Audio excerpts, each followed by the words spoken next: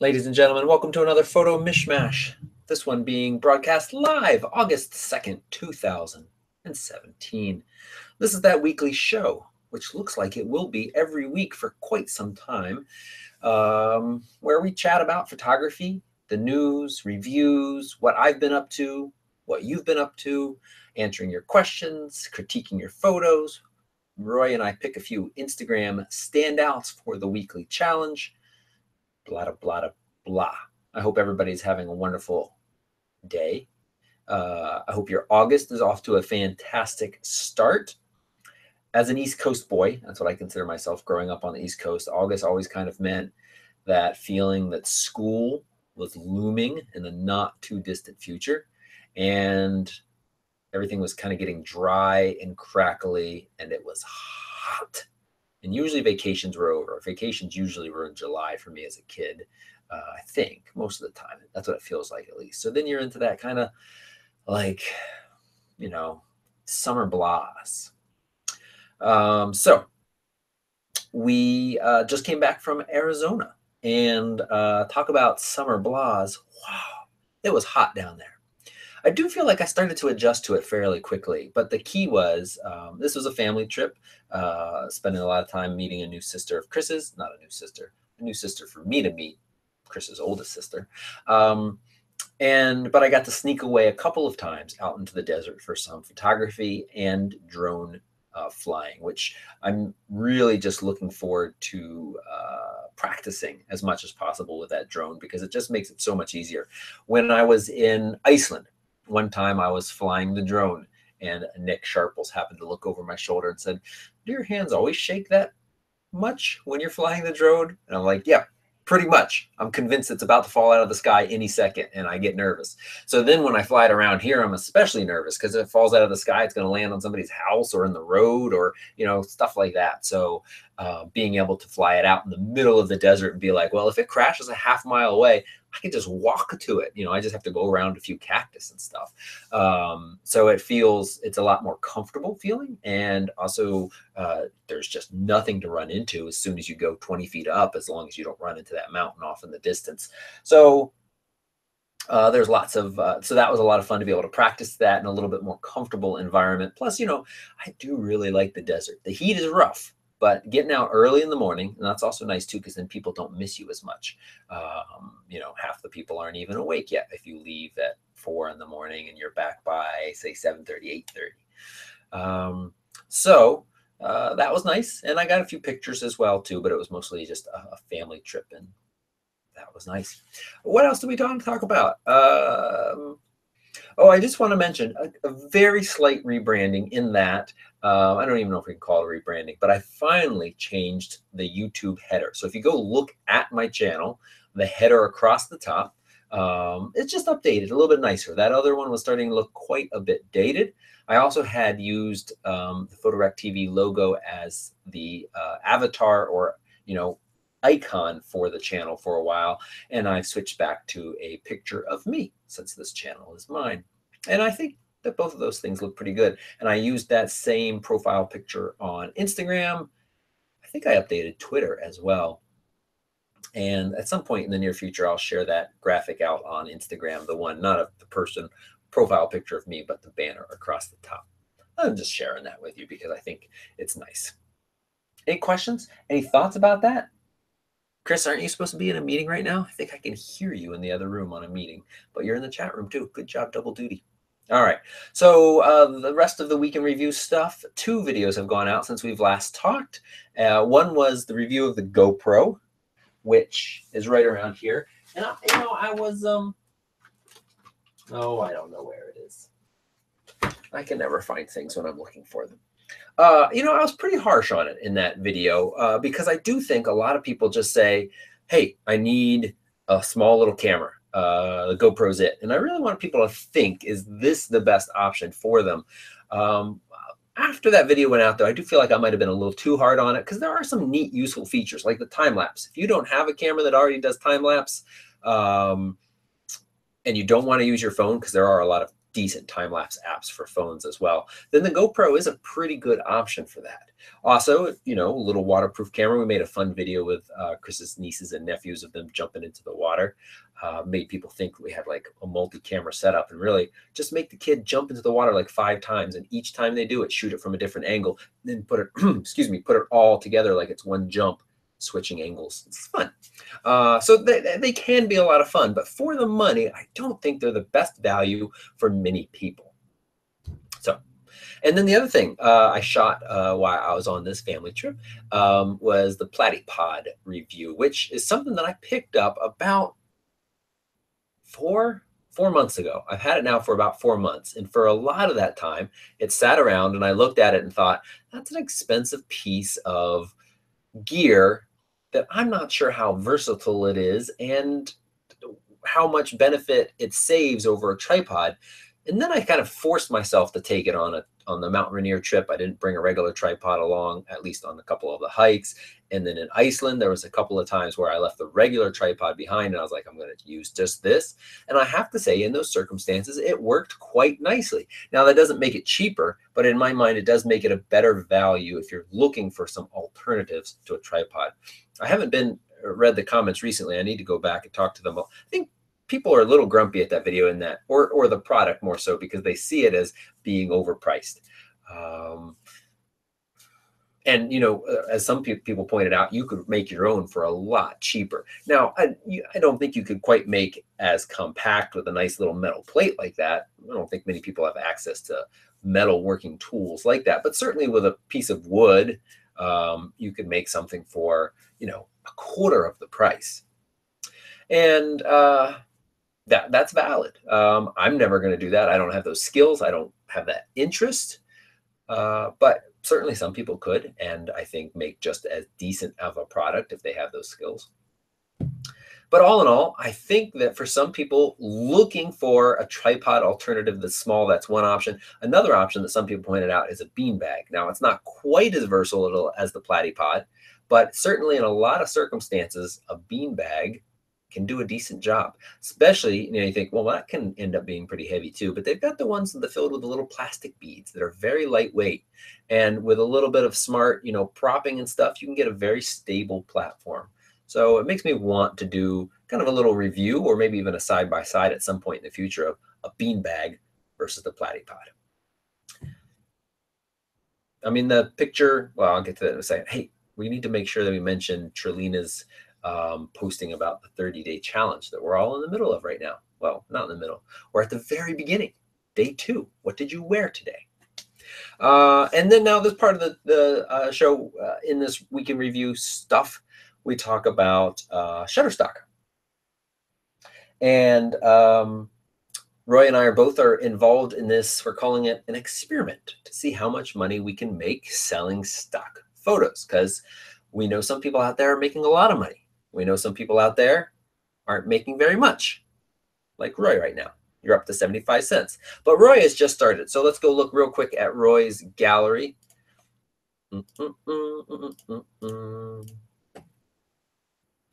And Roy, you've added some more pictures, I think.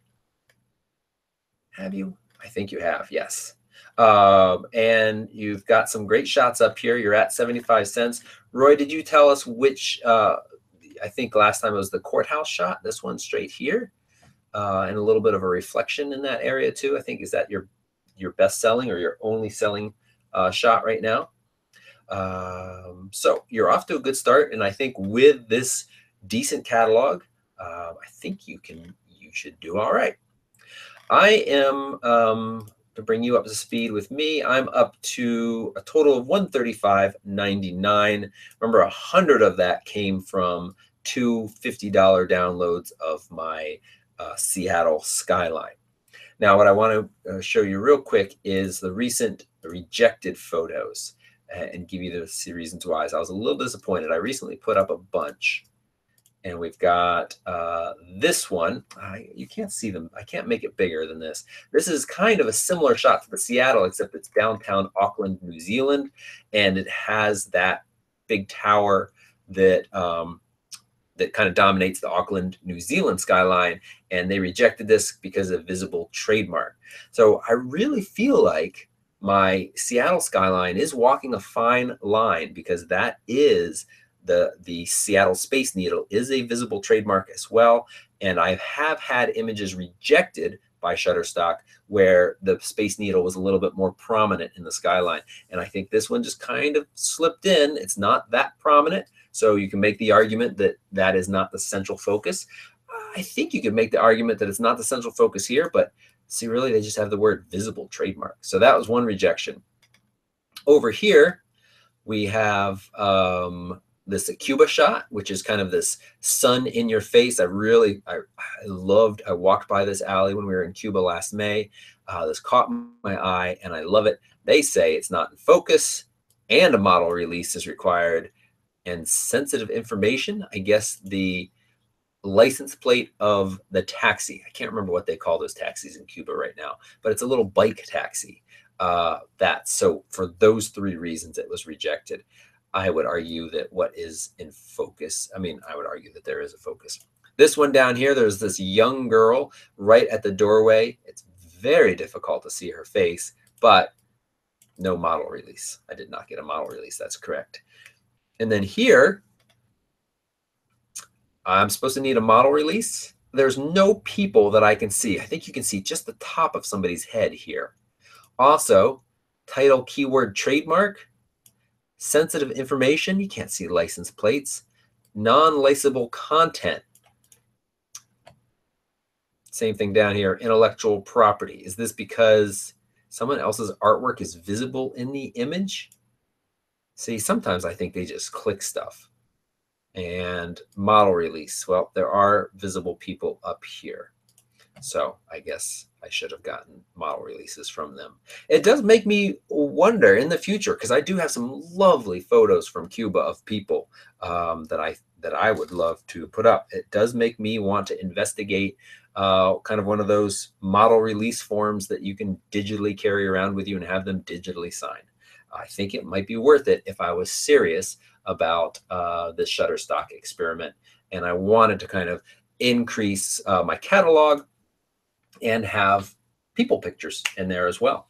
I think I would guesstimate that the percentage, and we probably should be able to figure this out somewhere, the percentage of people pictures versus landscape pictures, the people pictures puts you in a different category. There's probably a much smaller percentage. I'm sure there's still tons and tons and tons, but everybody can take a landscape photo and throw it up. But taking the time to get a model release, taking a nice picture of somebody, putting it on there for people to use, I think could help set you apart. The one other thing that I wanted to point out is in my earnings summary, if I click on subscription, I'll go back here to this for you and show you. My owl on an isolated background is up to 20 downloads, the clear winner over everything else now. So even the, this has made me more money, but subscription-wise, way more downloads for the owl. Useful information? Helpful? Does this inspire anybody else to try some stock photography? And also because last week I was drinking out of that kind of camel back bottle and people said I wasn't manly enough, I've upgraded to my very manly mug.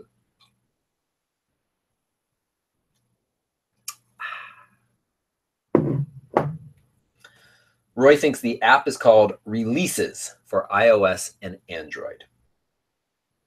Yeah.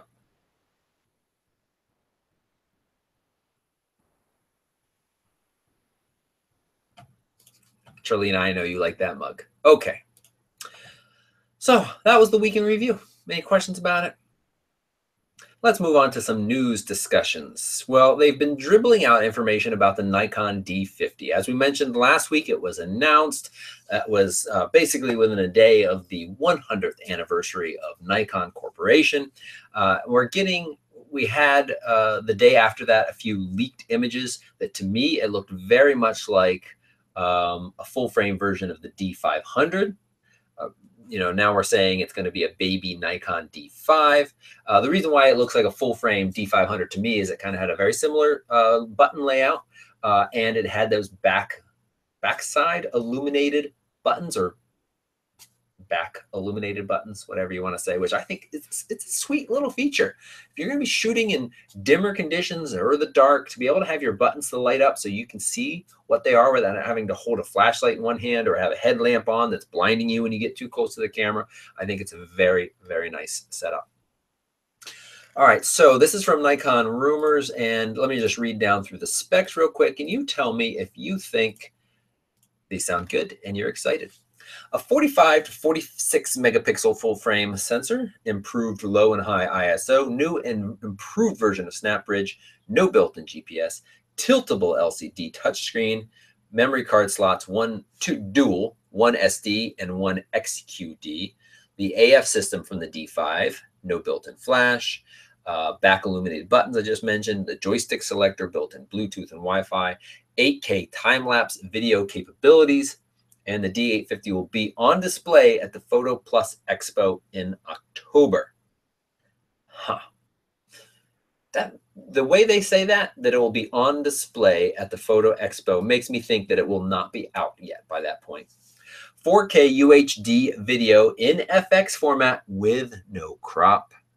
That's pretty big. No EVF or hybrid viewfinder. There was a rumor floating around a few days ago that this will be the first DSLR with a hybrid viewfinder, which a lot of us have been asking for. It's going to have twice, the LCD is going to have twice the resolution of the 810. Slow-mo full HD at 120 frames per second. The SD card slot will support UHS 2. That's the faster SD cards. Improved live view split screen display. What could that mean?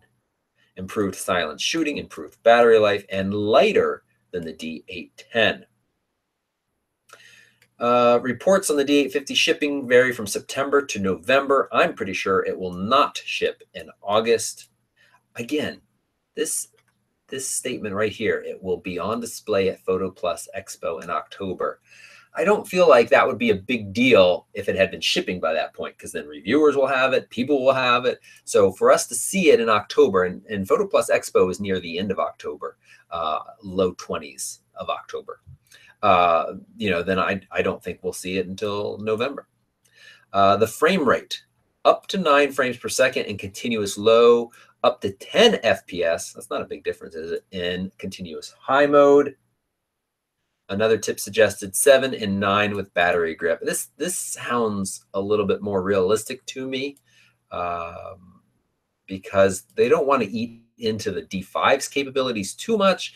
And at that megapixel amount, 45 to 46, only Sony is able to do higher frame rates. I'm just kind of teasing there, but yeah. This Nikon sensor is not made by Sony, they say. Could be made by Toshiba, but Sony purchased Toshiba, blah, blah, blah, blah. Price will be under $4,000, approximately USD 3,600. That makes sense to me based on the prices of them in the past. So, okay, what do we think? Is that exciting? Certainly sounds like it's going to be a very nice camera. Nikon continues to do very well on the sensor side of things. There's very little I have to complain about of the high-end Nikon cameras. They do well. I'm curious to know what the live view split display is about. I'm also really interested to see that if they really are going to put a full 4K with no crop in here, then that kind of beats the pants off the 5D Mark IV, which has that 1.7x crop, and also does not give you 120 frames per second at 1080. That's something that the GH5, GH4 does, and Sony does as well in some of their cameras, all their A7 II models. So, you all like the mug, so let's just bring the mug back. It's backwards to me. Is it backwards? Or is it the right way around for you all? I don't know. Mysteries. Roy sent me this earlier today. I don't know how much time I want to spend talking about it, but it's interesting. Photographer, let me read you the headline, then I'll show you. Have you seen this yet? Photographer wins $20,000 prize for photo of scratches and spit. Now, right off the bat, you might be thinking, what? let's take a look at this story briefly. So, this image won a top portrait photo contest in Australia, and that's a $20,000 prize. It's from artist. Notice they don't call her a photographer; they call her an artist, Justine Varga. So Varga noticed that her grandmother was spending time doodling and scratching to get pens to work, and kind of licking them and stuff as somebody would do, and said, "Hey, Grandma, why don't you do that on this big, undeveloped piece of 4x5-inch negative film for me?" So she did that. And she scratched, put a little spit on it, squished it around, and then Varga took that and had it developed. And this is what the curator and judge, Dr. Sean Lacken, said. While Justine's work is very contemporary, she's also deeply interested in the history of photography. Lacken said, "It's a very complex photographic portrait.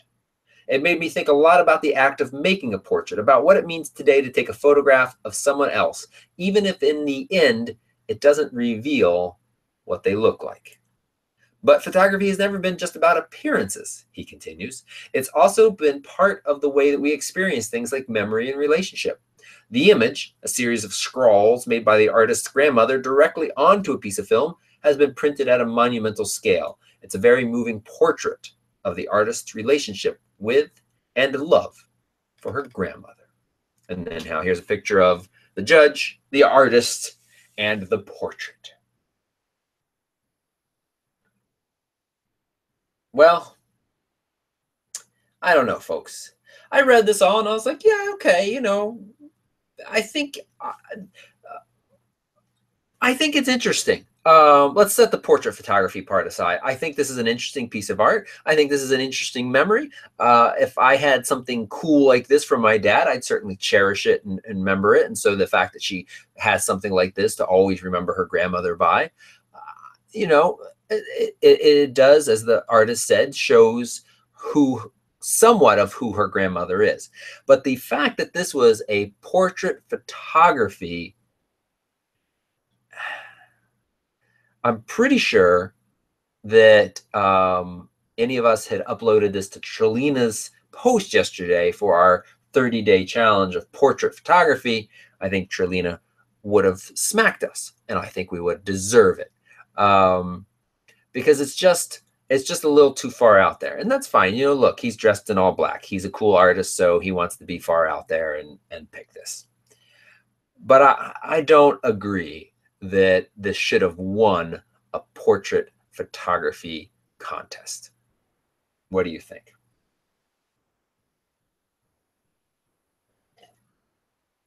Is it a photograph of a photogram? Yeah, Pam, I agree. Pam, I'm so glad you got in here and commented. I saw last week you were trying to figure out how to do that. I'm so glad you're in here. Pam has gone on lots of McKay trips with us. She's a fantastic person to have around, and I'm glad you joined us in the chat room. Yeah, it's just a little too out there for me. I mean, no, sorry. Draw the line. Let's come back to me. We don't need to look at this portrait anymore. It's not an image or a photo that should have won a portrait contest. Certainly could win some contests somewhere, but not one that I think is specifically portrait work. It's not a portrait. A portrait is a picture of a person. And his point being, well, there are a lot of different ways, I think, to show pictures of people. Like, this is an aspect of her grandmother and who she is without actually showing her. But I don't buy it. Shouldn't have won. Anybody disagree with me? Sounds like chat room, you mostly agree with me. And Toby's right is the next article. We mentioned this. This is from F-Stoppers. I mentioned this last week. People were saying Canon's going to release a high-end mirrorless this year. And I said, no. At least that's my memory of what I said. Latest rumor, Canon won't announce a high-end mirrorless camera until Q4 2018. Comma, but that might be good. Parentheses, rumor. Let's bracket. rumor. So I didn't see Canon being that on top of the game, that ahead of the game to say, you all have been waiting for some mirrorless options. Here's a good one this year. The fact that people are saying this might be a good thing, that it won't come out until the end of next year, means that it might be competitive. I think. I didn't actually read the article. The delay could indicate that Canon is planning an EF native mirrorless camera, or at least one with a very fast adapter. The main problem is the flange distance of the EF mount, which is 44 millimeters, as compared to a mirrorless option like the Sony E mount, which is 18 millimeters. That distance can't be changed, and thus Canon would either have to design an entirely new mount or accept the physical size imposed by this distance, and perhaps use that space for some nifty features. Of course, where Fuji and Sony are advancing by leaps and bounds, Canon and Nikon's advantages are their extensive lens libraries. Yeah, okay. So what they're basically saying, you all say that this distance here between the sensor, which is way back in there, you can't even see the sensor right now because the mirror is, well, when it flips out of the way for a second, you can see it. That distance is 44 millimeters, whereas something like the Sony, we've seen this, and also leads to the problem of a little bit more dirtier sensors, the distance is much, much smaller. So, they can't, what do? Build in an adapter to use their lenses, give you an adapter. I hope it's just built in so that space is a little bit bigger. In this article saying, let's pack that area with some cooler features. Yeah, okay. I don't know. I don't want to go down and, talk about this too much. I feel like we talked about it a little bit. We've been bashing Canon a little bit. That's back and forth with the 6D. But they need to get into the game. They're not. I mean, they are in the game. What sports team can we compare them to? What sports ball team? They need to hit a grand slam touchdown with their mirrorless camera. That's what they need to do.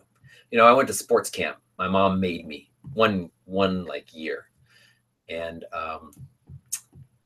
we were playing kickball, and this kid yelled, "Hit a grand slam!" So the next kid that was up to kick the ball, I was like, "Hit a grand slam!" I thought that just meant hit it really good, but apparently it means, you all know, I know now, hit it when the bases are full. Well, when the next kid was up, the bases weren't full, so the other kid was like, "You're an idiot." Then I went home and I was like, "Oh, well, I don't want to go to sports camp anymore. Kids are mean." They were mean. Okay, as always, we have a lot of extra show notes that Roy has collected for us to peruse at our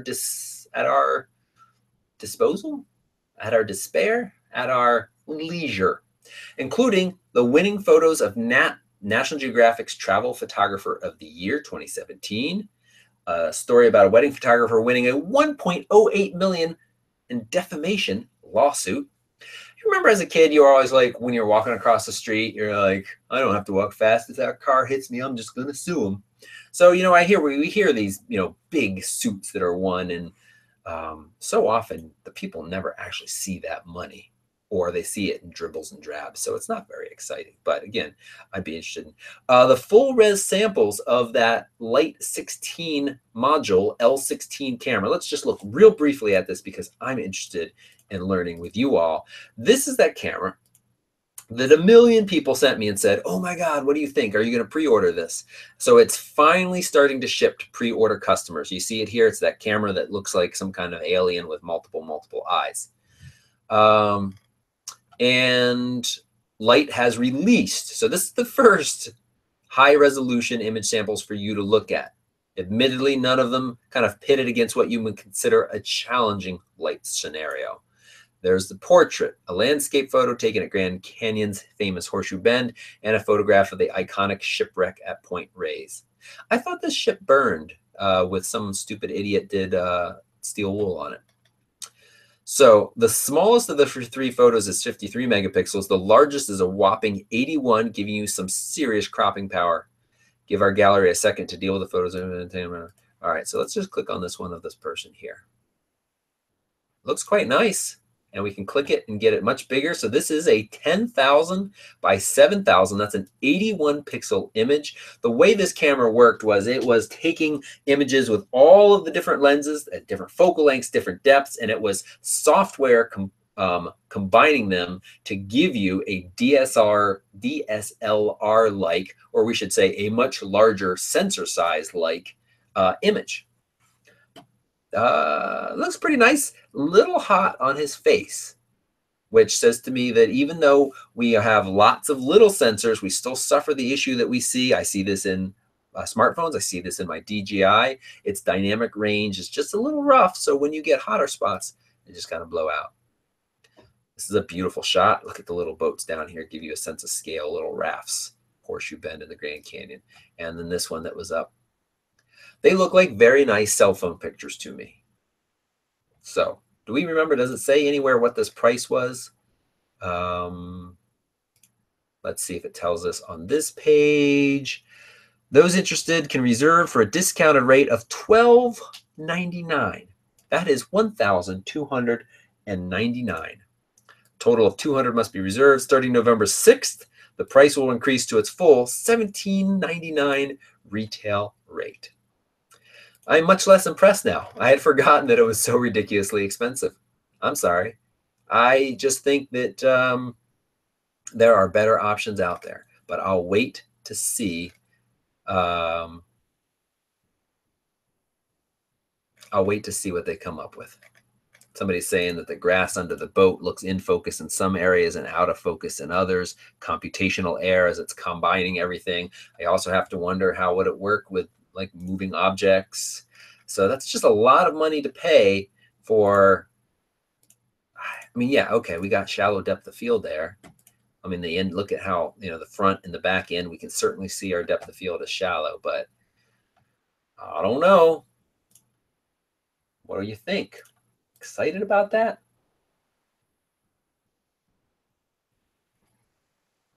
Steve, you're going to wait for the really right stuff version? That's what Steve commented on the, what do you call that thing? Platypod. Steve loves the Platypod. He thinks it's the coolest thing since sliced bread. Okay. Those were the news articles.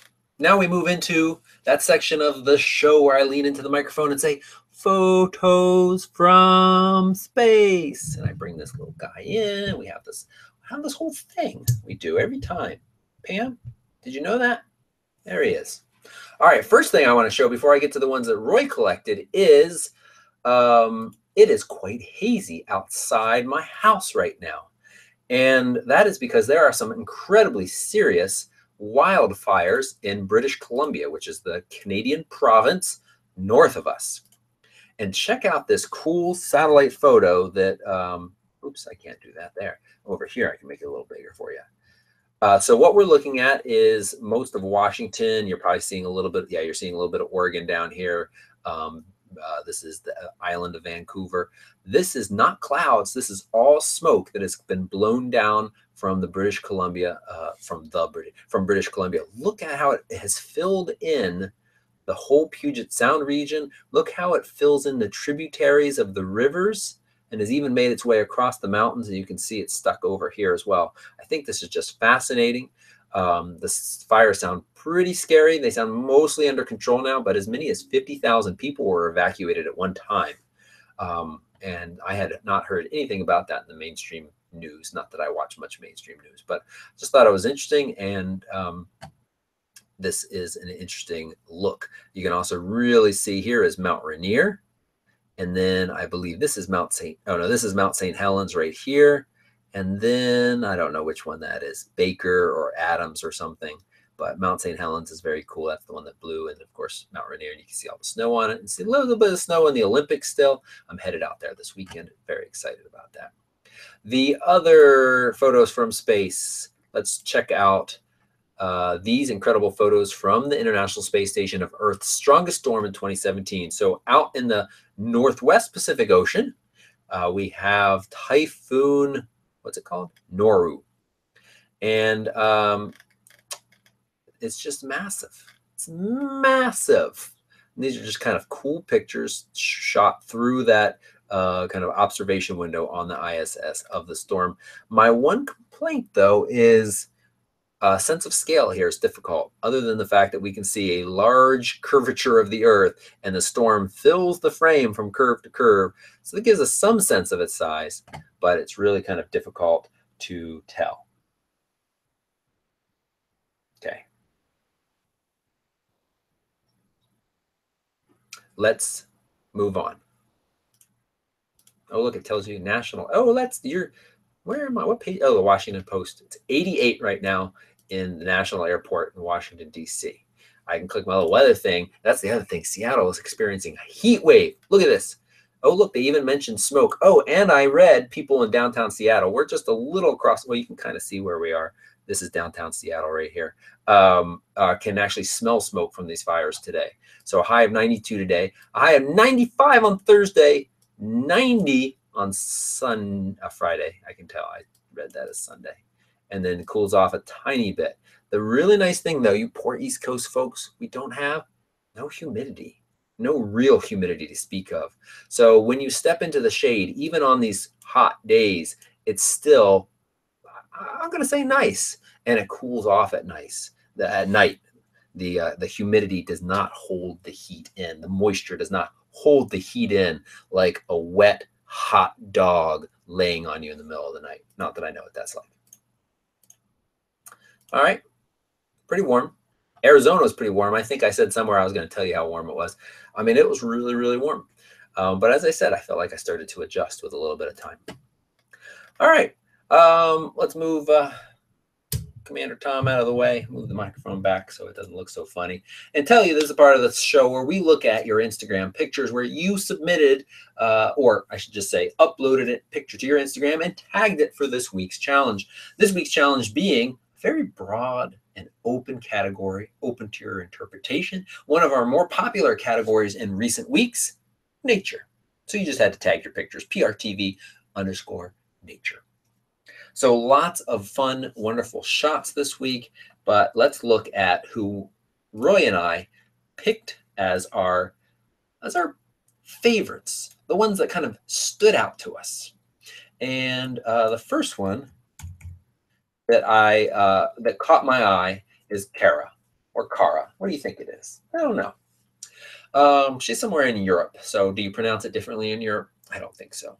She does a lot of really nice work. She also is really nice about commenting. I see her comment very positively on lots of people's images. And I just really like, there's a couple things that caught my eye about this. Just kind of the openness of the dandelion head leading off to the right. I like that. I also just love the depth of field here. It just works perfectly. We have this rim sharp in focus. We've got the center there in focus too. So what I suspect is almost half of this side facing us has been blown away. And we have just this little guy heading off someplace. I might have taken, or I'd suggest taking this out. That little bit of pink catches my eye. I think it would be pretty easy to remove that. And it serves as a distraction. But overall, I really like this and think Kara, you did a nice shot. Did you hear that? Something just thought I said, okay, Google. Roger, we're going to be talking about your work a little bit more because you posted an interesting kind of thought in the group a week or so ago now, really, that I wanted to touch on and get back to. But, you know, not only is this a very sharp, nicely composed image. Love that we get to see the eye. It's not a typical just bird looking straight ahead. It's got a little bit of gross something in it that's bringing home. But you know, this is incredibly difficult to do. This bird is flying by you, and to get it all in focus and to get a shot where the eye is like that, it's very difficult. I know. And I'm very impressed. You did a really nice job. And then the last one I picked as kind of a standout that caught my eye is this photos by Timothy's snail. Now, the first thing that does draw this away from me is it feels like it might be a touch oversaturated. There's just this hint of blue to it that I feel like can come out sometimes when saturation is brought up a little bit higher. But that is fairly minor. I love the placement, kind of rule of thirds, top left. We just bam right into it, and we can just follow the spiral in. And this shell is beautiful. And you did a really nice job of capturing it. I think your depth of field sharp from the top line right to the little point, but not after. You did a really nice job, and I like it a lot. Now, let's look at, I have to move so I can intelligently say what Roy liked about these shots, which are, uh-oh, I'm looking at the wrong thing, Roy. So, hold on, I get it. We can't see, right? Okay, yeah, you can still see the snail. Just really wanted you to look at the snail. Matt Craft's photography. This is a very nice, very soft image. I think this could be a lovely large canvas or print on your wall. Roy, you said getting up early pays off for some great early golden light, and you love the contrast between sky and mountain. And Matt Kraft says waking up at 4 a.m. on vacation is totally worth it when this awaits you. I'll agree. I'll say that I usually need a vacation after my vacations. I usually need a little more sleep. Yeah, really like it. Rose commented on the layers, and we have this kind of layering in here, which just adds to the depth, or adds depth. I really like it. Emmanuel has lunchtime. This parakeet right here. Roy, you thought this was a cute shot. Keeping it to the bottom left in the composition gives it a lot of open space and lets the focus fall on the eye. Again, I really feel like a rule of thirds was thought here.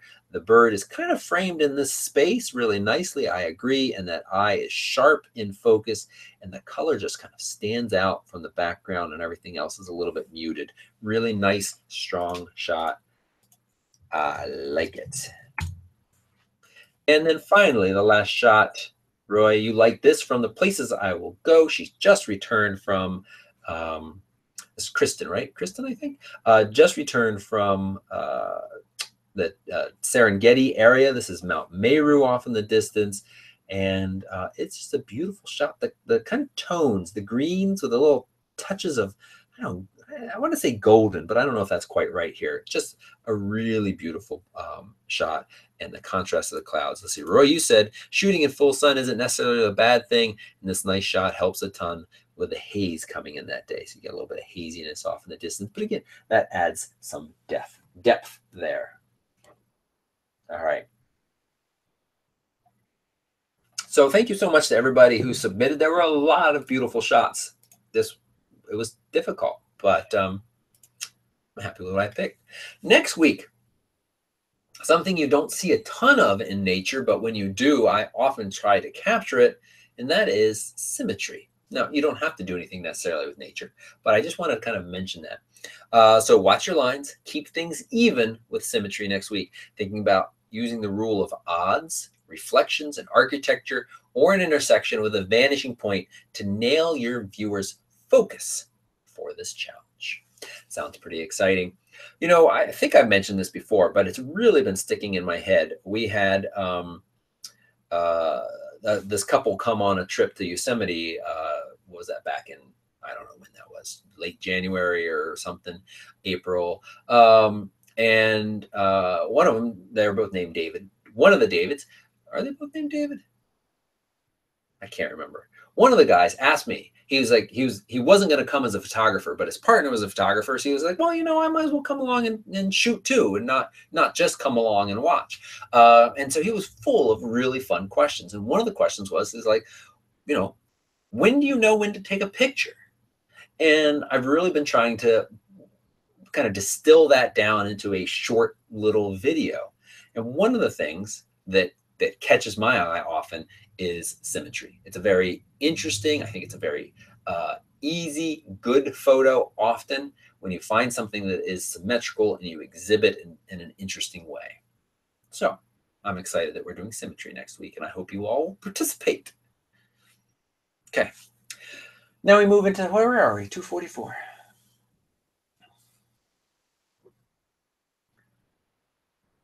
Are you talking about wearing no pants for what I wore today? Because I was really considering doing a in the buff shot. And Trillian, I'm just disappointed that you got a dress. James got a bar. David and Steven, thank you, Steve. And it was It was Stephen who asked me that question. I didn't think it was two Davids. Okay. Discussion. So Roy has collected a bunch of good discussion articles. Again, if you don't go read these show notes, you're missing out on a lot of great information. I'm missing out on a lot of great information because we can only cover so much before I get tired of talking and listening to myself talk all by myself in this little room. But I saw something today. There's a few different emails that I get every like couple of days that are a little bit too much distractions and procrastination. One is the Quora kind of daily digest. Quora, that's Quora. That was that website where it was kind of supposed to be this people ask questions and get answers on all variety of topics. And I used to be on there and sometimes answering people's DSLR questions or camera photography questions. And I was like, this is stupid. I have my own place to answer questions and my own people to answer. I shouldn't be answering these random people who don't care about me. But I still get the digest and there's interesting stuff from time to time. And this has nothing to do with photography, but it came across my desk today. And I thought it was worth sharing with you all. So the question was, what skill should I learn for 1 to 2 hours a day that will help me become successful? They go on to elaborate. I'd like to learn a new skill that will help me become successful in the future. A skill that in 5 years down the line will be useful to make money with, for example. I have around 2 hours a day to learn said skill. So first off, the definition of successful is very kind of broad, but then they do say will be useful to make money with, for example. Not a great grammar, but not that I'm a grammar Nazi. So Mark Stevenson, who is the author of Livin', founder and CEO of livin.org. I don't know what that is, but since they said they're the founder and CEO, how to start a cash generifying shop, how to really get what you want less stress and lighten up on yourself. Oh, I like that. Let's go through this before I get distracted. The answer is not going to be obvious at first. In fact, most people never get it, which is why most people never make money. Well, that's not true. Lots of us make money. But the skill is getting attention. This caught my eye. If you want to be successful in any business venture, you need attention. It's a pretty simple formula, actually. Attention gets traffic, traffic gets sales. How do you get attention? There are really only two ways: time or money. You can slowly garnish attention from your target audience over time, or you can pay for traffic. Paying for traffic sounds appealing, but that can be extremely difficult if you don't know what you're doing. And since you have time to spend, I highly suggest you go that route. So the next question becomes, how do you gain attention? The answer, provide value. I like that. That's it. Provide more value to your audience than you are asking for in return. I think I like this a lot because it's something that I feel like I've built my business on. All right. Just provide massive value in whatever way you know best. How? Start a blog, make YouTube videos, volunteer. Whatever it is, just make sure of two things. You're passionate and you are sincere. Do this, and I guarantee you will find success. I just really like that. And maybe, I'll think about it for a while and think that it's a little too floofy or out there, but it just speaks to me as something a lot of us, let's take it and apply it more to photography than what I do. And that is volunteer. So I know some of you do this already, but if you are looking for an outlet so that you can improve what you're doing, volunteering to take pictures at a local animal shelter, volunteering for people who are underprivileged, who still need or want nice portraits or family pictures. The power of a photograph is, it's a lot. And so giving somebody a nice picture or an animal a nice picture, I think really can make a difference. And so volunteering is a great way for you to practice your skills and for you to give people value that I really truly believe in return down the road will turn around and help you. So I like that. Plus it was short. But let's see. Do we have one other here that let's make this one more practical. Let's look at F-Stopper's 3 simple daily routines that transformed me from a wandering beginner to a relentless pro. Number 1, be ready. Take your camera everywhere. Can you even count the number of times you wish you'd been ready? That moment when you exclaim, Eureka! Serendipity! I don't think I've ever said those two words together, but there are thousands of moments when I suddenly realize I'm reading this person's perfect moment. The perfect memory would slip through my fingers. Regretfully, I so have often thought I wish I had my camera right now. Okay. Get out there and start talking. I know, I get it. It's really awkward to start talking about your work and to shout to the world that you are a photographer. It isn't easy, but how could it possibly be? Everyone is judging you. That's not true. Not everybody is judging you. Friends are telling you you'll never make any money, and your family scolds you for dropping out of college to be an artist of all things. Is this specific about this person? So nobody ever tires of the starving artist joke. Seriously, start a collection jar. Trust me. Let your camera display who you are for the world to see. Eventually, you will learn that judgments, critiques, jokes, and insults will fade to a buzzing noise. One day, we all hope to hear the gasps of all the good-natured congratulations and exclamations of joy at a sensational memory, and even the silence followed with tears. Talking and walking as a photographer will forge you into a photographer. Okay, I like that sentence best. The other ones were a little floofy. Take risks. For 5 years now, nearly everyone who has crossed my path has advised against the choices I've made to become a photographer and all the risks I had to take to get here. When I was 18, I left Oregon, left my whole family, my tribe, what some would call successful on track after high school life. I moved to Atlanta. My decision was crazy. I had no money. God, yada, yada. Okay. Sometimes I should read these articles before I subject you all to them. I needed the extreme to truly find myself. You could even say this journey was my vision to become my own personal awakening. Traverse the mountain, become the photographer you're meant to be. Okay. Well, all right. I mean, I think the headlines are good. The supporting information is a little weak. And I don't know if this really gives us a wandering beginner to a relentless pro, but you should have your camera with you everywhere if you want to improve as a photographer, if you want to be taken more seriously as a photographer, and if you want to get those shots. You got to be ready too. And get out there and start talking about your work. And I agree that is extremely difficult, but talk about it, showcase it, and be proud of what you're creating, but also at the same time, be humble and know that there's plenty of room for all of us to grow and take some risks. Okay.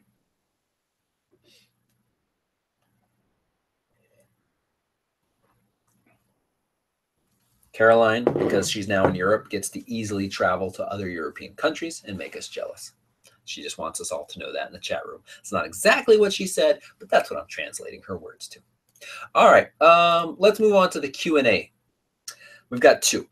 These aren't questions that were submitted during the show. These are questions that I've picked up off the PhotoRec support group. Jamie asked this morning, she's looking for some advice from Sony users. Actually, it doesn't really matter that, well, I guess it does. Your question is a little specific Sony, but you're headed to a Sony hot air balloon event on Friday. You're very excited about it. That sounds exciting. I would be too. They're going to be bringing equipment for you to borrow. So Jamie, you have the A6000 with the Sony 10 to 18 and the 18 to 200, but I can borrow anything, 2 bodies and 2 lenses. So please tell me what to borrow for my latest adventure. So I don't know a whole lot about this hot air balloon event, but I would, the kind of standard easy A7R2 and the 24 to 70 plus the 70 to 200 F4. Do the 70 to 200 F2.8 version that they have and the 70 to 200 F4. Now, if there's on the ground stuff, you mentioned that you already have the 10 to 18, the very wide angle lens, crop sensor only. If on the ground, you can get up in close to the balloons, maybe while they're starting to light them or fill them, and kind of get in low and in and shoot into the balloon with a very wide angle, that's great.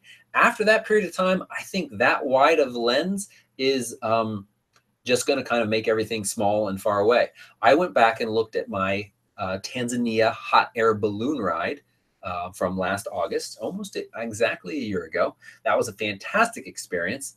I shot 90% of my pictures in the air, down at the ground, and at the other balloons that were off in the distance with a 70 to 300 on a full frame camera.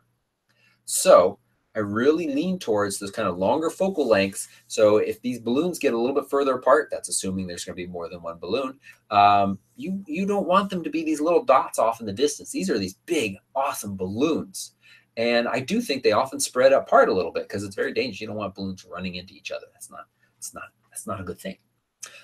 So 24 to 70 and 70 to 200 just gives you that whole focal range, and I think 7200 is nice. Plus, on a full frame A7R2, you got a lot of cropping you can do, and the files are just gorgeous. That sensor still remains near the top of the list, so you can pull out a lot of detail, underexpose everything a little bit to make sure you're not blowing out any brighter areas on the balloon. Or if you're doing this in the evening or early morning where you really can get some of the fire detail as well, then also underexpose. So, and if you really want 2 bodies, 2 lenses, A7R with the 70 to 200 and the A6500 with the 24 to 70 or the 16 to 70 as well. I think that would be nice combinations for you. And yeah, I mean, 24 to 24 on a full frame camera is wide. So, you know, Steve and I have a review coming out soon of the 16 to 35, which I really need to send back. I'm late on that. But, you know, I thought, oh, I'll take it to Arizona because I haven't personally shot very much with it. Steve hogged it in all of Iceland. Just kidding, Steve. I wanted you to have it. And I really struggle. I put this on my camera, and there are a few shots where I'm like, ooh, 16, that looks cool. But most of the time when I'm shooting, I hit this 35, or I find myself at 24 in that spot. And I struggle to really make images that I think are strong, interesting compositions wider than 24. Part of that is my experience with wider angle lenses, but part of that is just the fact that you really have to have fairly specific landscapes and situations that lend themselves to super wide angle lenses.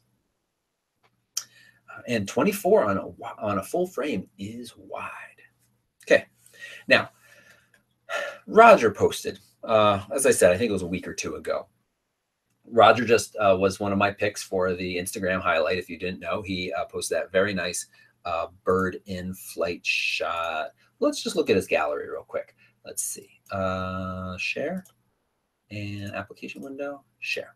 Okay, so Roger pretty much does nature photography, especially birds in flight.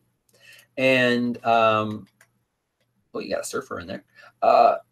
You can see these are quite nice. And when we look here, we can zoom in a little bit more, you know, just decent, sorry, not decent, a very sharp pictures of birds that, you know, this bird's wings are flapping very fast. Roger, did you give us shutter speed? No. And you have lots of these. And it's been really fun to watch you improve over the last couple of years, Roger. Roger's been a longtime supporter and follower. And so then I've been following his work for a long period of time, and you've been doing a really nice job. But what you're saying is you feel like you're getting good shots, but you're looking at the work from other wildlife photographers out there.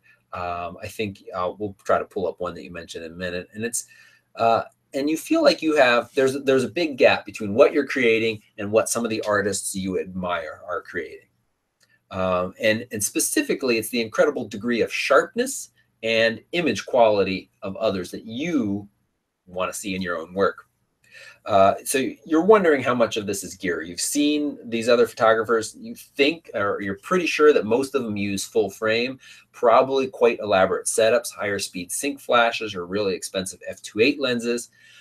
You also recognize a number of these shots might be staged. For instance, you know, birdseed put into place and all the gear is set up and you know the photographer knows the bird is going to fly and land right there at that spot. And, you know, whatever your opinion about that is, it's still what they've done. And your concern is that the only way you're going to get to that same level that they are is to buy more expensive equipment. So you feel like you're at one of those, and I feel like this is fairly rare. I'm not ready to say you are there yet or not. One of those rare circumstances where you feel like you are using the gear to its maximum ability, and basically to do any better, you need better gear. And for so many of us, I feel like the gear is still got plenty of room for us to grow. But you're in a fairly specific and technical field here. So you were currently shooting with the 7D Mark II, and the 100 to 400 f5.6 lens, which is also the Mark II version. Very nice, very sharp lens. So I know you don't need a great camera to get great shots, but if the only way is to get what I consider superior quality is to go full frame FF, then I'm a bit stuck because the budget's not there, is what you're saying. It's expensive. Anyone else feel like they're at a similar crossroads or have similar thoughts? And Roger, I think you sparked a thread in there because a lot of people were kind of back and forth. First thing that I think a lot of people said, and I agree with this, is Roger, your work is fantastic. But I can also see that there are other photographers out there getting shots that are even sharper and even less noise. Now, I think that is a combination, like, what is it, Austin? Let's see if it's still in my search, because I went and looked at the Austin. Oh, I know I should have kept it open. Sorry, I don't remember what the other person's photography was. They had some really nice, well, let's just search birds in flight for a second and see what we get. Birds in flight photos. Let's see what some of the top posts are. We got this bald eagle by this guy. That's no better than any Rogers. This is not a good use of our time. We've got Gord's. That's no better than yours either, Roger. Look at the halo around the wings. They lighten that. Do you see that? Okay. So that's not the best use of our time. I wish I remembered. Roy, maybe you'd be able to find in the show notes and show me. Oh, the camera was on me the whole time, so you couldn't see anything. Wasn't worth looking at. So I looked at the other photographer that you specifically mentioned, is what I'm trying to say. And yep, they're using full frame, which gives them a lower noise, which is a huge, which has a huge impact on your detail level. Noise really does take your detail level down, which then takes what feels like sharpness down.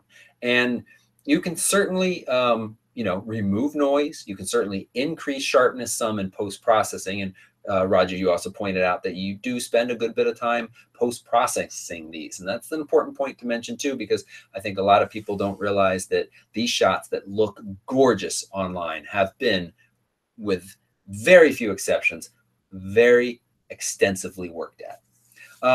So, there doesn't seem to be a huge amount of improvement. Your skill level is there, and you may be maxing out, not so much the lens, because that 100 to 400 Mark II is a fantastic lens, but the sensor in the 7D Mark II.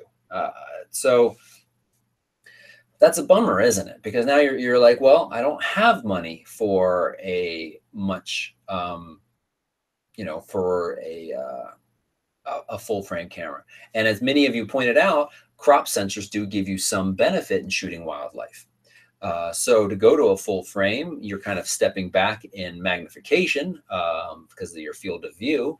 And then that's some issues as well. So you can't go to a cheap full frame either, because you need your fast frame rate. You need fast autofocus. I mean, the first camera that comes to mind, no budget, in the equation, would be the 1DX Mark II.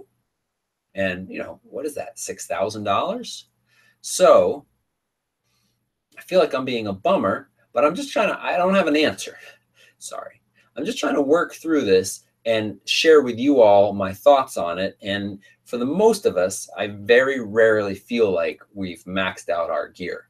But in Roger's case, shooting at these longer focal lengths, having to keep your shutter speed very high does require a camera often to be in the higher ISO ranges, and a crop sensor often struggles as you get in the higher ISO ranges, especially Canon, even if it is the 7D Mark II, which is starting in some ways to show its age. So what's the answer? I would wonder that if you're serious about, improving, then you do want to look at upgrading. And if you want to look at upgrading, you should look at ways that maybe you can turn this hobby into somewhat of a moneymaker to at least help offset some of the costs of it. What do you think? Jamie says, go Sony A9. It is cheaper than the 1DX Mark II, and the new 100 to 400 from Sony is fantastic as well. But That's a lot of money. Roy's got it. Austin Thomas Photography. Let's look at it real quick. The other thing you mentioned, and I want to mention this too, is this Austin Thomas certainly uses is this him here? Certainly uses flashes in some cases as well, which lets you keep your ISO low because you're bringing in light. So for instance, like this is without a doubt lit by a flash. So your ISO can stay very low. Your shutter speed can stay very high. And in fact, in this image here, I almost wonder if the shutter speed was, if it's dark enough that the shutter speed was something fairly slow, and it's actually the flash being used to freeze the action here. But then, we have these, this is a nice one. I mean, if you had some shots of owls, Roger, I think they would be nearly as good, but you can tell this guy is using a longer lens, I think, than a 100 to 400,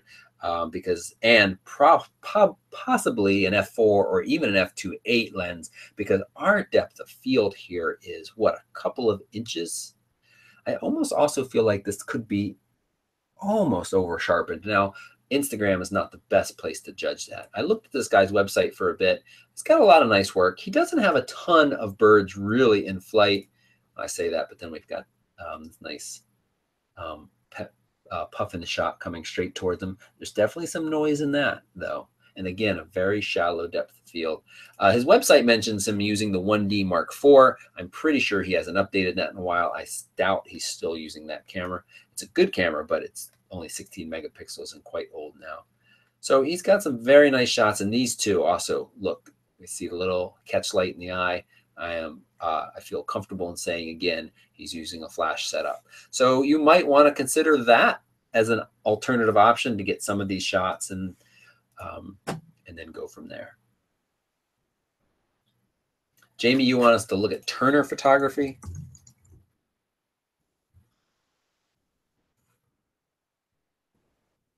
You got to give me the Instagram, or should I just say Turner Photography, Turner Photographics?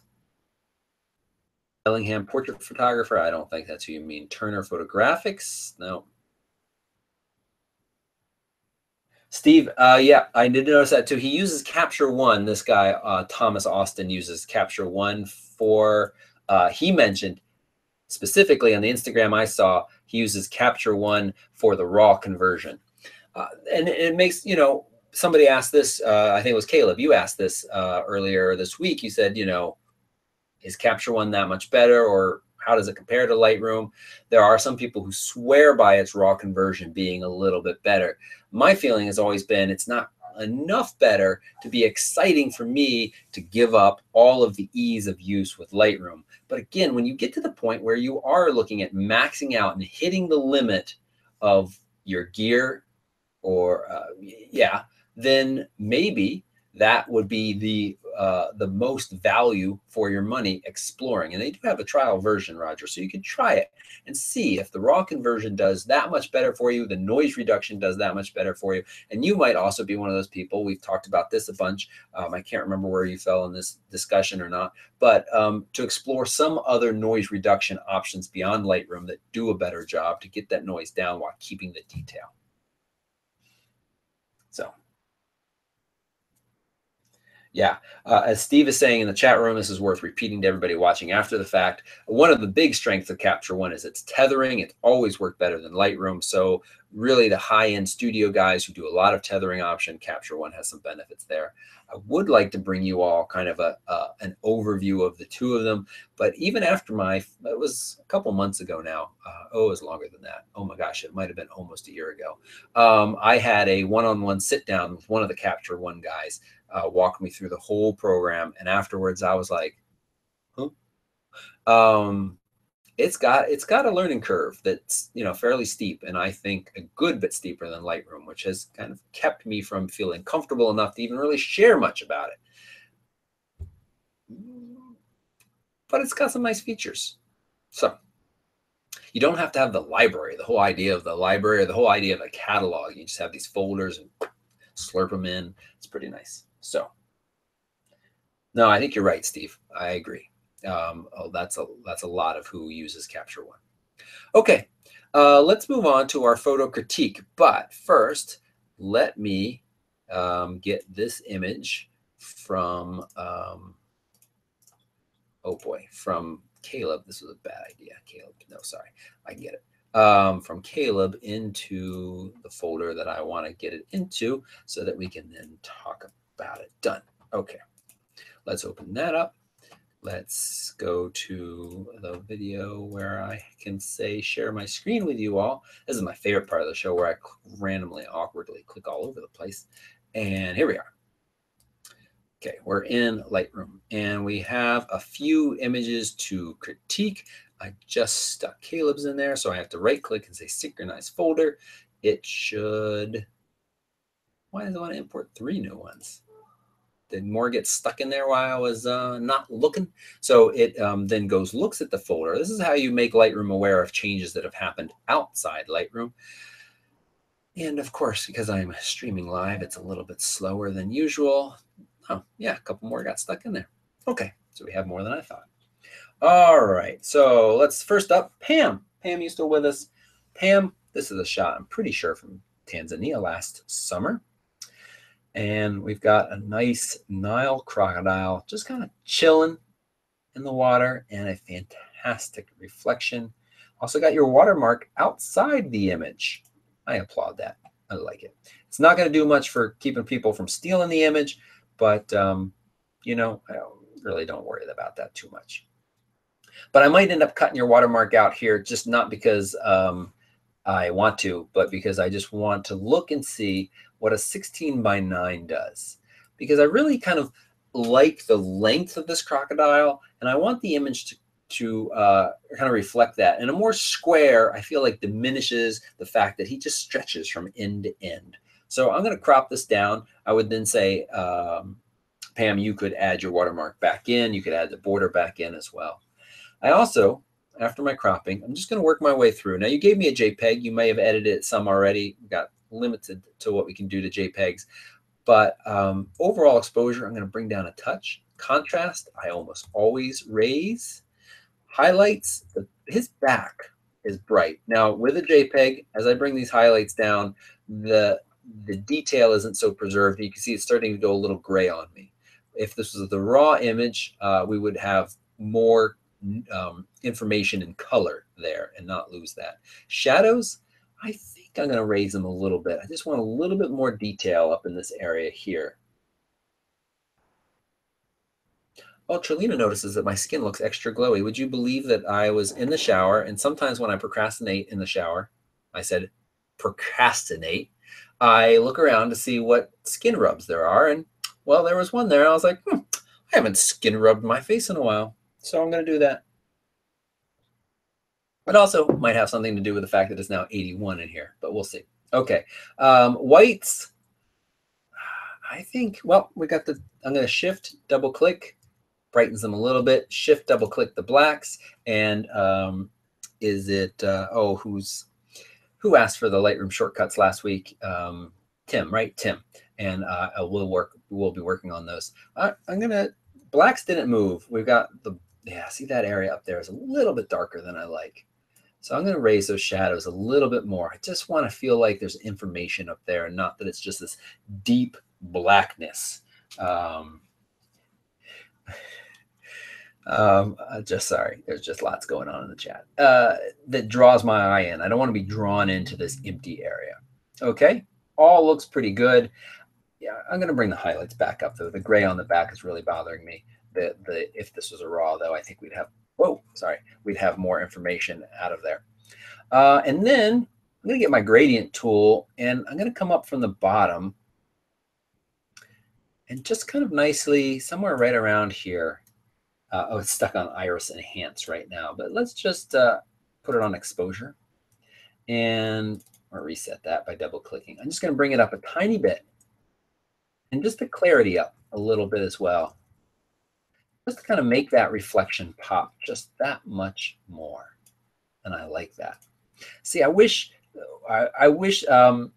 Pam, you had underexposed a little bit more. See this nice detail that we have in here? Some of that is hiding up there in the back, but it's just so bright that it's kind of brought out. And then the last thing actually I'll do is come back to this and just double check that his reflection is flat. I think that looks good. I tweaked it a tiny bit, but I don't think it really needed to. And we could put in a little bit of vignette around him. It's almost as a natural vignette with this kind of angle here, this dark corner here, this dark I've mentioned, and that over there as well. So I like that. The other thing you could do to cheat a little bit, bring a gradient down in the background, because that green grass, again, let's reset this. Well, let's do exposure. Let's drop it back there a little bit. Maybe angle it, because again, I don't want that corner, the cave, to be so dark. But just bring the clarity and the saturation down a little bit.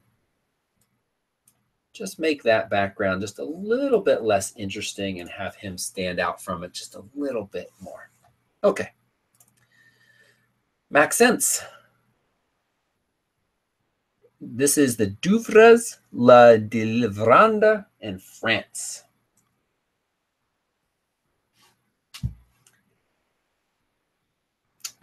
This is beautiful. It's a really nice spot. And you did a long exposure here, which gave the clouds such a nice, soft motion. And the fact that they're kind of coming towards us up from our subject of this old French building. How do you say old French building in French? I think is lovely. What would I do to it? I don't think a whole lot. I might bring, this is a D&G.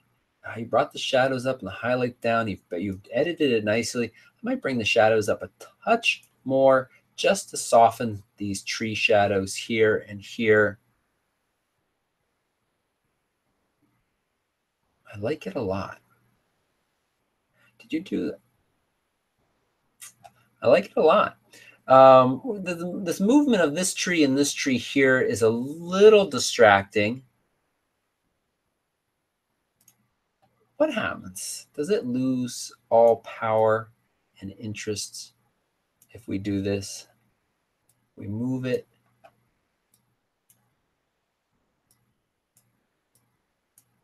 Oh my gosh.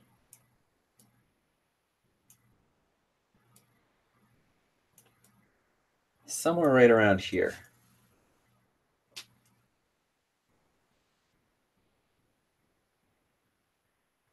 And then, of course, we got a little bit of the trees over here to get rid of.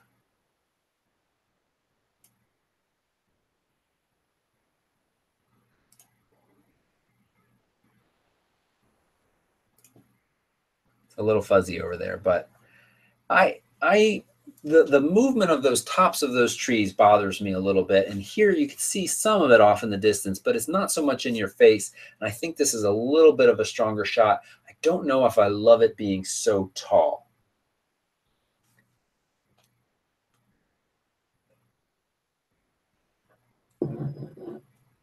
Yeah, I think the rule of thirds still works here nicely, as Roy's pointing out. We've got this pathway leading here. We've got rule of thirds, another third, got the nice garden. I think this is fine. And you might even be able to cheat a little bit, widen it just a touch to give it just a little bit more of a wet feeling, and then work in Photoshop a little bit more to get rid of all of that tree there. Man, that looks rough. But that's what I do. Other editing wise, I think you've balanced this so nicely. Did you bring up any specific colors? You might, bring that green up a little bit. That's what I do almost often. You've got a kind of lovely pink in there or magenta color. You could make those flowers. And there's just a little bit of yellow and brownish grass. So often I'll shift that to the right a touch, and it just softens it a little bit. You can see what happens if you go way over. It's ridiculous and everything gets a little bit crazy. But somewhere around here, it still looks quite good. You can bring saturation up with that as well. And orange, you can even shift over. Nope, you can't because of the building. Picks that up too much. All right. Nicely done, Maxence. What was it? 110 seconds, almost 2 minutes exposure.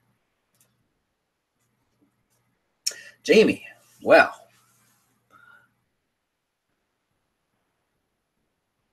Okay. This is kind of a neat shot. I like the hands holding the fish. I should warn people, look away. It's too late though, isn't it? If you have issues with blood and guts, it's not that bad. It's just a little fish getting stuck through. Couple things. One, this little white silvery thing grabs my eye. This brown bit here with the yellow is intersecting. So that bothers me a little bit.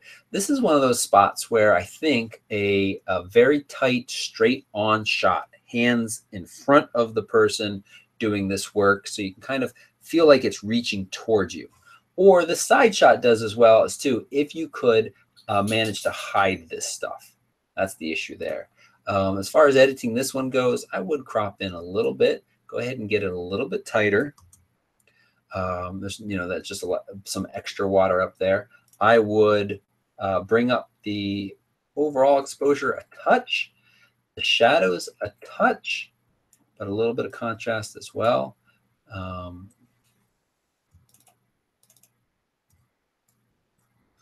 That might be a little too much. And then the other thing that I've mentioned I've been doing in pictures that were taken like midday, have that kind of midday, little bit of a blue tone to them.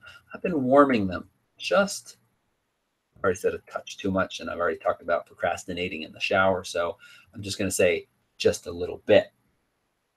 His hands are very nice. And so I'm only getting a sense kind of this back here. And this is where staging a photo a little bit more, saying, hey, would you just hold that fish in your hand for a minute, or hold the fish and the hook in your hand for a minute, or just hold still and come around and take a shot that really showcases that, I think.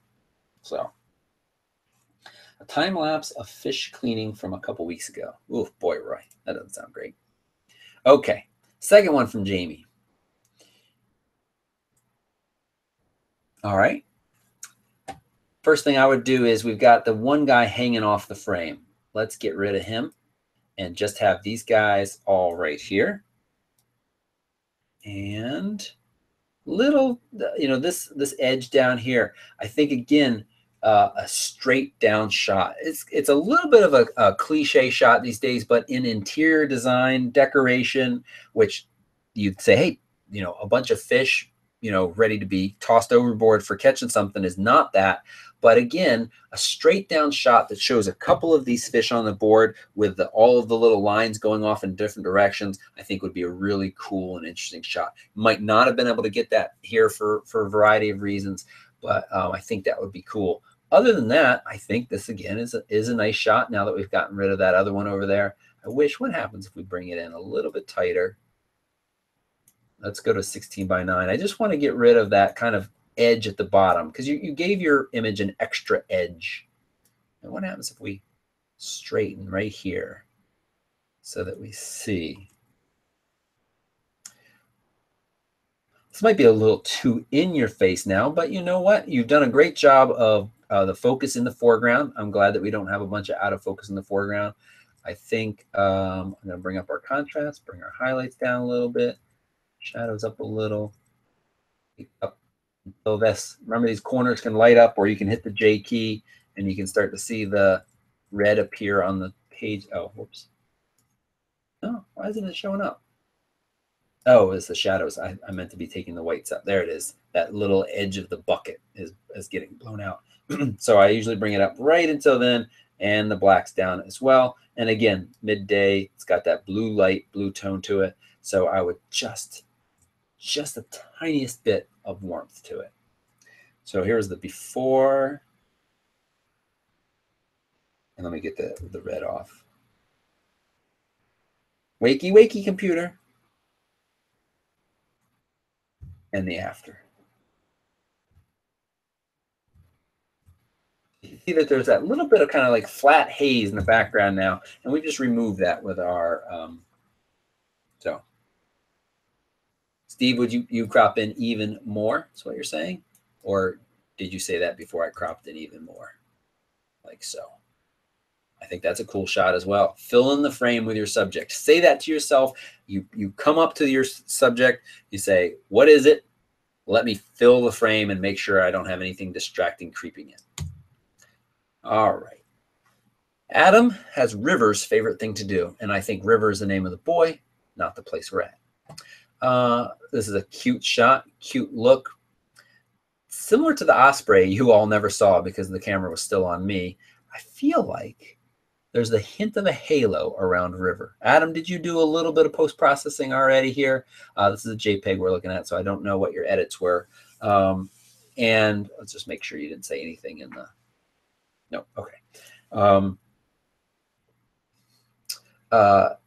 So I think you've done that. And so be careful when you get the brush, and let's say you wanted to increase the exposure or the shadows. Shadows is a little bit easier to work with often because it'll be smart enough.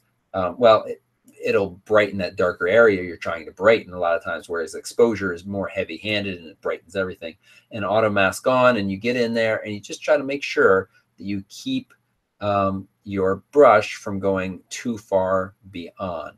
And if it does, hold down that Alt key, you get that minus, and you get in there. Let's say, for instance, let's say if we could get that, let's just use the brush for a second, and oops, that's where I was, and get the exposure down a little bit. What happens if we brush on a little decreased exposure?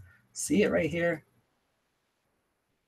I want that little bit of halo to go. Now, it could just happen to be the way that branch is catching the light in the background, and I'm not, it isn't an editing halo, Adam, but it just seems like it is.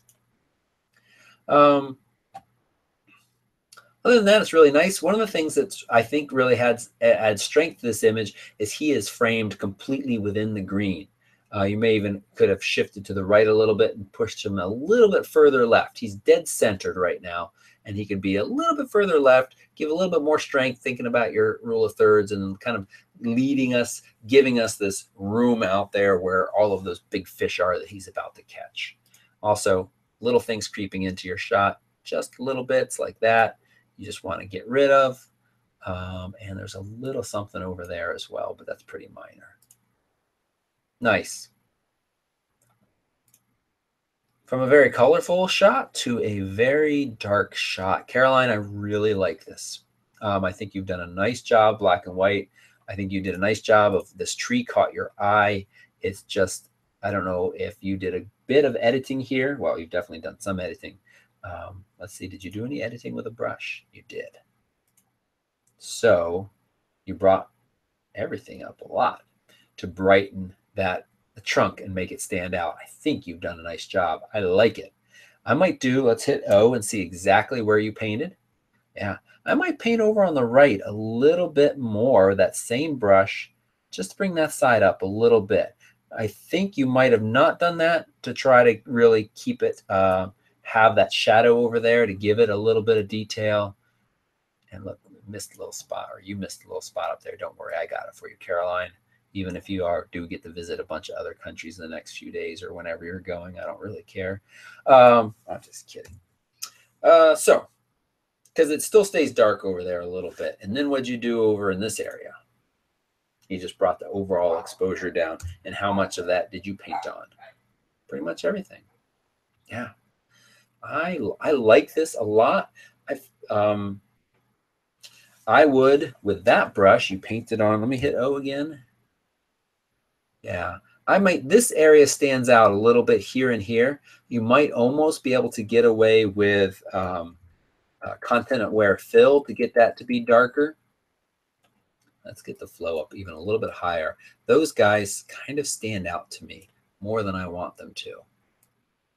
Let me think, and up into here a little bit as well. You may have seen, maybe you were inspired by, maybe I'm giving him way too much credit, but Ryan Barnes that came on 2 recent trips, McKay trips, he up until recently did almost exclusively black and white and had a really nice editing style that I liked. And this reminds me some of it, where you've done a lot of dodging and burning to kind of bring pieces out and make them a little bit brighter. I wonder also what happens if we, how much, oh, you brought up clarity a lot already there. Let's bring up the sharpness a little bit more, and maybe the clarity a tiny bit more, and just to have it sharp. Yeah, I think this is nice. You fiddled around with lowering the greens, and that sort of helped. So, yeah, I like it. You might maybe brighten this, because one of the things that I liked about it is that the, yeah, you were trying to do that, I think. Let's come back to this brush. and brush in. Get this in a couple of areas in here a little bit brighter as well. Oh, too much, too much. I raised the flow too much, didn't I? So just kind of like, it seems like this whole tree is being hit by light. And I just like that. And then, did you put a vignette on it already? I like vignettes. You didn't. I would. Just a tiny bit. Just to, again, kind of increase its stand alone in the forest. Oh, you played around with the greens after you sent it. Oh, so like in the color panel, the green. Oh, but see, it goes to, I actually haven't, oh, here, like bring the greens down a little bit. Nope, that doesn't work either. Even if we're in, oh yeah, it does, just for a minute. Oh yeah. So this is where I would, and Steve, you might be able to suggest, or Roy, or anybody else, I might create two versions of this in Lightroom and then throw them in Photoshop, sandwiched together, one where that green is way down, that allows that to be dark down there, and kind of paint back in or just erase to bring the brighter parts up top, because you don't want to overdo it. I liked some of that full foliage being bright up there.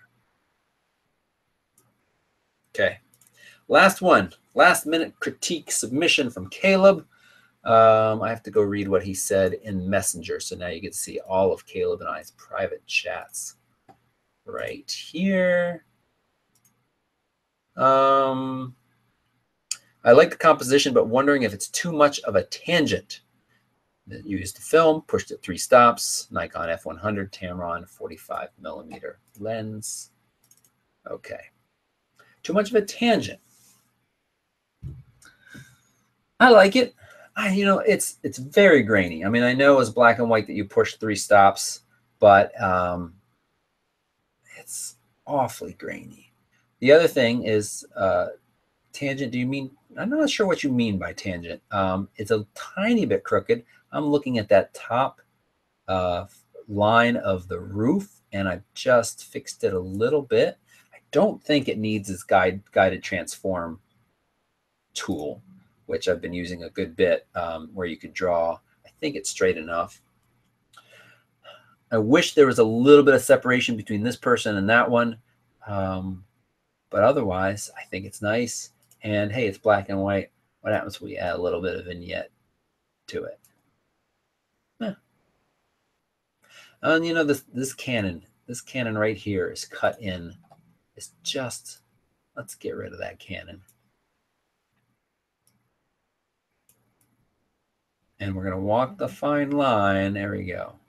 Because you've pretty much centered this. Oh, the intersecting line of the flagpole and the roof. Isn't that a tangent? I don't think so. Well, I don't think it's a tangent that's bad. Is it a tangent? I don't know. That was one of Christina's favorite words, and I should go research that a little bit more. But I don't. There's nothing in here, including the flagpole or the roof, that creates a distracting shape that draws my eye. This is nicely centered, nicely framed. Boom, right in front of me. I think that's all very nice. Don't have any issues with that. You caught the flag flying out nicely to the left as well. I think it's good. I just wish there was a little separation between the person. If this had been a digital, you could have taken 10 shots and I'd just be in a pain. But after getting rid of that tiny bit of cannon over there, see, I want to keep it perfectly centered though, because you did that. So I need to come back. Where is perfect center? Right around there. Can we come in enough without? Yeah. But see, then the person is too close to the edge of the frame. So maybe take them out. What are they doing there? They doing anything? Maybe just have that little kid all by himself. Civil War ghost kid. I'm just going to do real quick. Somewhere around there. Just to kind of give an idea. What do we think? I would take the kid out too. And then is it too lonely? Roy suggested we lighten up the face of the building. Yeah. thing is you've already pushed it 3 stops. I agree that a little bit more detail coming out of there, but with that detail comes a lot of noise as well. It's a cool shot. The noise amount is growing on me. Definitely growing on me a little bit. It looks like an old-timey Photoshop an old Civil War hat on this kid and call it a day. I'm full of such useful, helpful information. Just tourists intentionally put them in. Yeah, I get that. My issue was, and I was pretty much fine with them except for the intersecting of the two. And then now when I've gotten rid of that cannon that was just cropped and wanting to keep it center, they ended up too close to the edge of the frame, which bothered me. The hint of the person coming in and out of the door, I think, is good. I think I would get rid of this kid now since he's all alone as well. It's cool. It's nicely done. All right. And that brings us to the end of another wonderful, I hope you think it's wonderful. Not because of me, but things like, the mug and discussion in the shower and Steve's favorite soap. I am going to be sad when that soap is all gone. It's a nice soap. It's a nice Croatia lavender and olive oil soap. The lady in the shop probably bought it off Amazon. I should check. Anyway, I have a lot of fun chatting with you all. Hope it's useful and bringing you information and stuff. I get less articulate as the show goes on. And of course, I thank you for your support. And I'm excited about stuff that Steve, David, and I are working on to bring you. That's right. I said all 3 of us to bring you some really exciting content, even more value added. That's the phrase I just said. Thanks so much for watching. I'll see you all next week. Bye-bye.